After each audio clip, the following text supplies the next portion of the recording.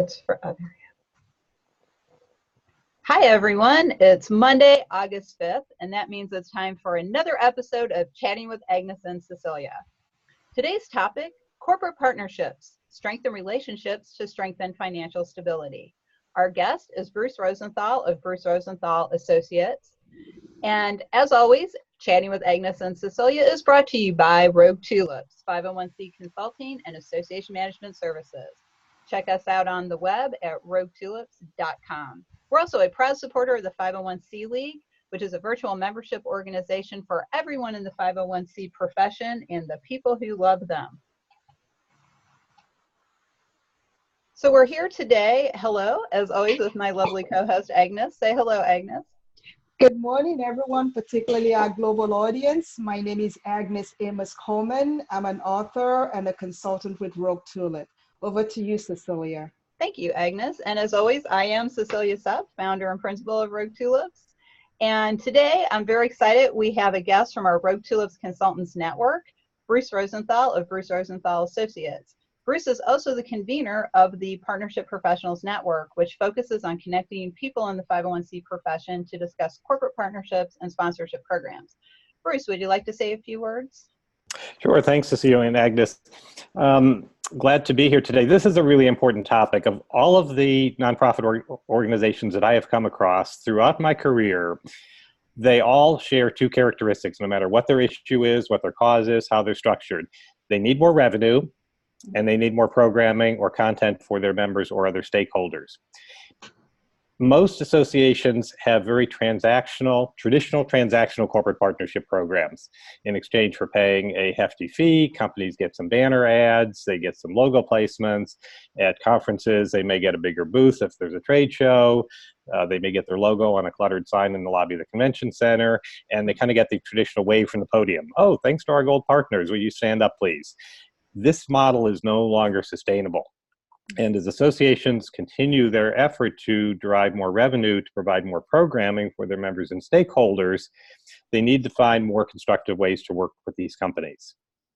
And Bruce, that's a really interesting point. Why, in your opinion, is it no longer sustainable?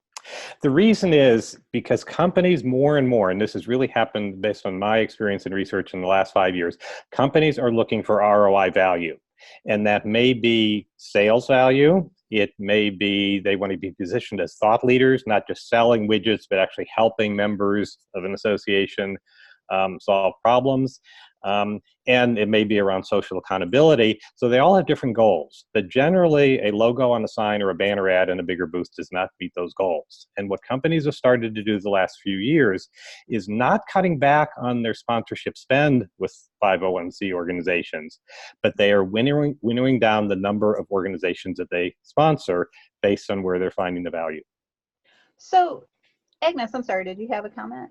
Yeah, I kind of just wanted to expand a little bit on the thought process that Bruce shared about the role of corporate partners in helping shaping the future of organizations. That's the bit that kind of caught my interest, because I think that there's a significant role here for them, not just, the dollar part of the business, whether it's to the corporation, but how do they help shape strategy? And how do they help shape the content and the future of organizations or associations, particularly the 501c community that we work in? You want to talk a little bit more about that, Bruce? Sure. Companies have a wealth of information about members of an association, stakeholders of a charitable organization, and especially with the association model, these companies are out there every day talking to the members, selling to the members, doing training for the members. And some associations view those companies as vendors, which I think is kind of an inappropriate word. And I view these companies having the potential to truly be partners. So if an association is wondering what's troubling members, what's keeping members up at night, what are the biggest challenges facing members, or even the anecdotal, which of our members are struggling now, which CEOs of member organizations or companies might be retiring in the next year or so. In many cases, corporate partners have that information. And as part of the desire to truly partner with organizations, are very willing to share that information with organizations. And so, Bruce, in your opinion, who's the best person on staff to guide these corporate partnership relationships? The best person on staff to guide corporate partnerships, it needs to be an overarching program for the association. So it definitely needs leadership from the top. So CEO or executive director needs to drive that program. The board needs to be engaged and realize this is not a threat. This is not selling out to vendors, but this is truly partnering with companies for a mutual goal.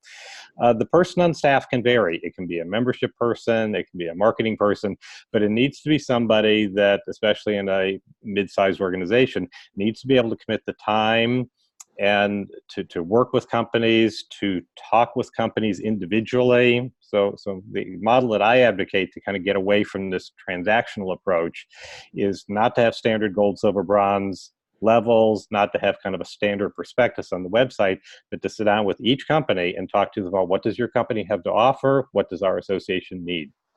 And so, Bruce, what do you think is the best way to approach that, to transform a selling program into a true partnership with corporations? Where do you think people should start? Well, once you have that commitment from the board and the CEO, which can be a heavy lift because it is a different way of working with companies. One way is to conduct one-on-one interviews or retaining someone to do confidential one-on-one interviews with corporate partners, so that it's not just the person on staff who's saying, oh, a company dropped out of the program, I don't know why, maybe they're changing their spending priorities, but to actually have somebody sit down and do 45-minute interviews with each corporate partner and to find out what's on their mind. What did they like about the program? What did they not like about the sponsorship program? Are they sponsoring other organizations?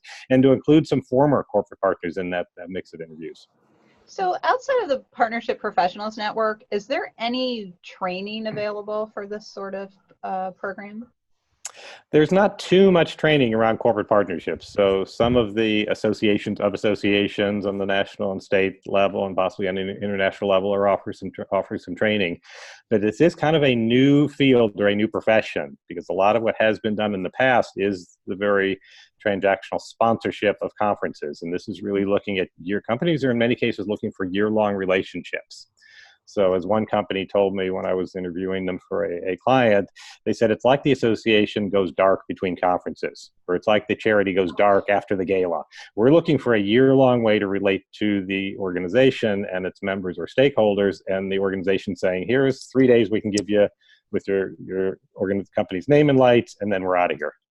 You know, and I think that's really an excellent example of how not to deal with your corporate partners going dark. Because I have a friend who left the association profession years ago because she said it's either pre-conference, conference, post-conference. Mm-hmm.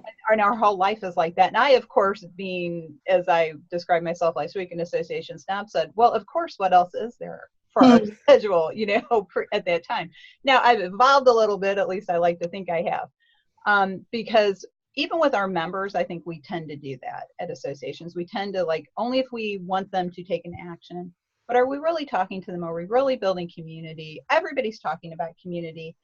And when I was CEO at a previous job I had, where Agnes and I used to work together, that was my whole attitude with all of I call them supporters, corporate supporters. You're part of our community. We are the same. We are all working together for a common goal, which is to improve long-term care.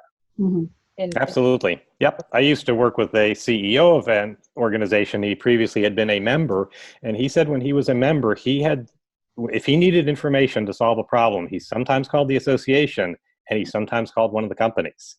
And people on staff were very confused. They said, but those companies are just selling stuff. Didn't you come to the association for the really good information? And he said, I told those companies not just to bring their catalog and sell me stuff. I had a problem and I needed a solution. And again, companies are designed, they are in business to sell product or service, but they're also designed to stay in business. So companies are doing R&D, they're thinking about the next big thing, and that sort of information to bring companies in and truly sit down with them and talk to them. What is the association seeing in the field? What are the companies seeing in the field? That's where the true partnership comes together, and companies will pay for the opportunity to be part of that process. Well, and again, problem, solution. And what the association should be is not the only place to find answers. It should be the gateway to a broader opportunity to find information and knowledge. And wisdom can be found anywhere. one of the funny things is you can find wisdom on a cereal box sometimes, or in a TV commercial. If you're paying attention, there's little nuggets everywhere in the world. It's like, people kind of laugh at me because I like Xena Warrior Princess, but the reason I like it is there's like these little nuggets of like good wisdom in that series, but except for the musical episodes. Well, and that's a good point, Cecilia. And I think that the internet has been a huge game changer as we talk about this transition, because in the past, the associations were viewed as pretty much the exclusive domain of expertise on a given topic or field or profession. And the only way to get to members was through the association. And because of things as simple as the internet and Google searches, members can go out there and find information from a lot of different places. And with the wonders of things like Zoom technology and GoToMeeting and other platforms, companies can find ways to reach members directly. And if they're looking for ROI and they're looking for a targeted list of members, it might be, as much as companies would truly like to work with 501Cs and have that power of affinity, if the partnership is not there on the part of the organization, companies will go elsewhere and do it on their own. Well, and I think that's a really good point, Bruce, because I've been talking to a lot of other consultants who work with 501c organizations, and they're increasingly identifying what you just said as far as our own businesses. We don't necessarily need that association as a gateway to our audience any longer. There's a lot of different ways to find people and meet people. But we're getting close to the end of the episode, so I want to ask a couple more questions.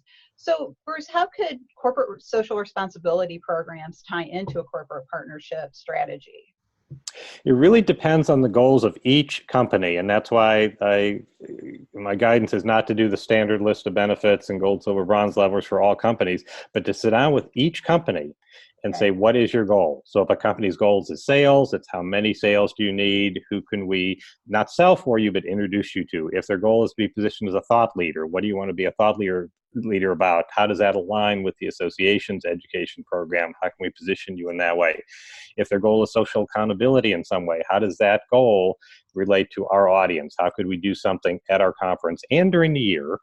How could we do something in each quarter of the year and provide the company with a year-long package of solutions that would fulfill their goals? So when organizations can leverage the power of their brand, which is substantial, and the power of affinity, and work with companies on a year-long basis, again, companies are willing to partner and to pay for that opportunity.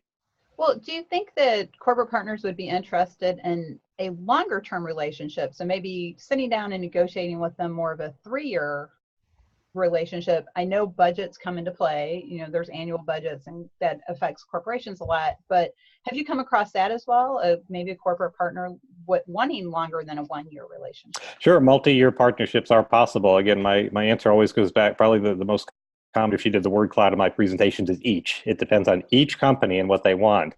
And my analogy, it's very similar to the relationship that companies have with marketing agencies. Companies go in and they have challenges, and they meet with the marketing agency, and the marketing agency comes up with a package of solutions, and it could be 6 months, it could be multi-year, but each of those packages is different for each company. And that's the model that 501Cs need to be looking at.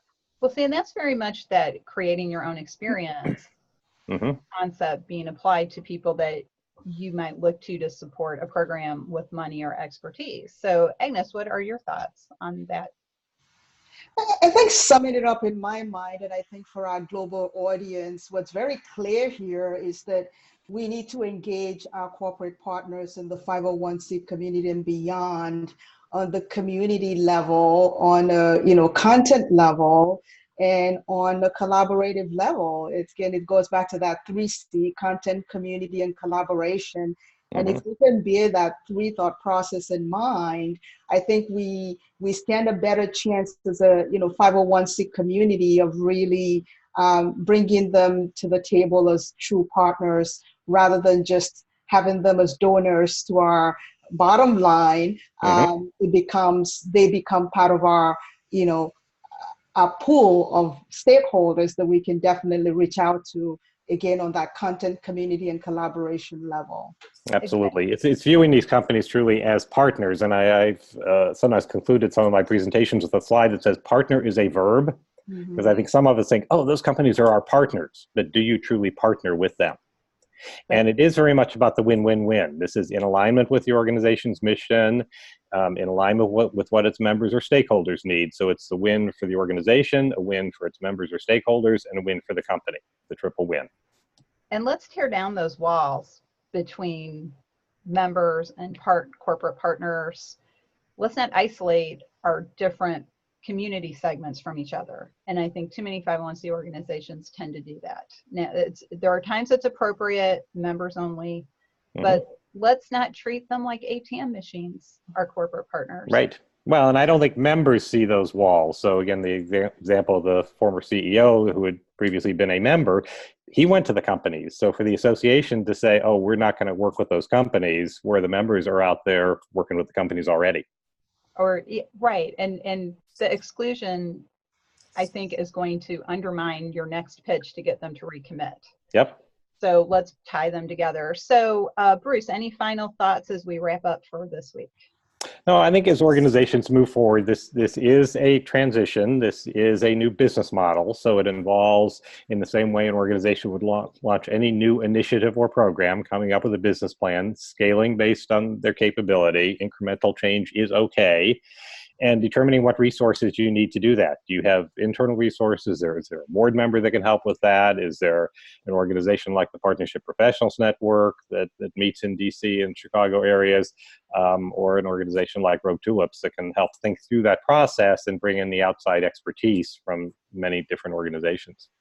Great. And in addition to being able to connect with all of us on the Rogue Tulips site, Bruce, would you like to share your website? Sure. Sorry, were you pulling up that screen, or was I? No, actually, just say the website name. That's okay. Sure, it's www.brucerosenthal.associates. Excellent, thank you. And Agnes, any final thoughts? No, just want to thank our audience for the opportunity to share insights on corporate partnership, and over to you, Cecilia. Great, thanks, Agnes. And we want to thank Bruce, who is our colleague as well as our friend. And thanks for joining us today, Bruce. This is a very important topic, and I'm glad that we could get this out to a wider audience and build up distribute Bruce's knowledge to a wider audience is what I'm trying to say, folks. I've only had 2 cups of coffee today. So, as we always say every week, thank you for joining us, and take 15 minutes and talk to somebody. You might learn something. So thanks, everyone, and until next time. Gotta find